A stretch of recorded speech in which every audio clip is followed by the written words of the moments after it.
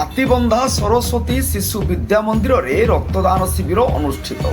ନୂଆପଡ଼ା ଜିଲ୍ଲା ସିନାପାଲି ବ୍ଲକ ଅନ୍ତର୍ଗତ ହାତୀବନ୍ଧା ସରସ୍ୱତୀ ବିଦ୍ୟା ମନ୍ଦିରରେ ରଜତ ଜୟନ୍ତୀ ଅବସରରେ ଏକ ରକ୍ତଦାନ ଶିବିର ଅନୁଷ୍ଠିତ ହୋଇଯାଇଛି। ଉକ୍ତ ଶିବିରରେ ମୁଖ୍ୟ ଅତିଥି ଭାବେ ବିଡିଓ କାର୍ମିଓରାମ ଯୋଗ ଦେଇଥିଲେ।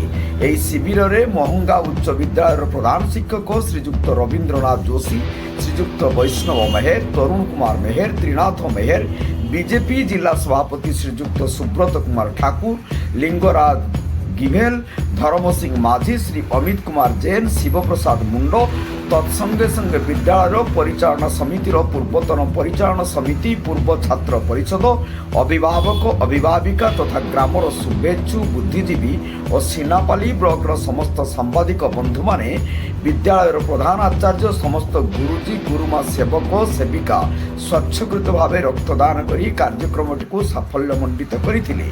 ଏହି ଶିବିରରେ 80 ଜଣରୁ ଊର୍ଦ୍ଧ୍ୱ ବ୍ୟକ୍ତି ରକ୍ତଦାନ କରିଛନ୍ତି। ନୂଆପଡ଼ା ଜିଲ୍ଲାରୁ ପରମେଶ୍ୱର ମେହେରଙ୍କ ରିପୋର୍ଟ, ଜନତା ଏକ୍ସପ୍ରେସ।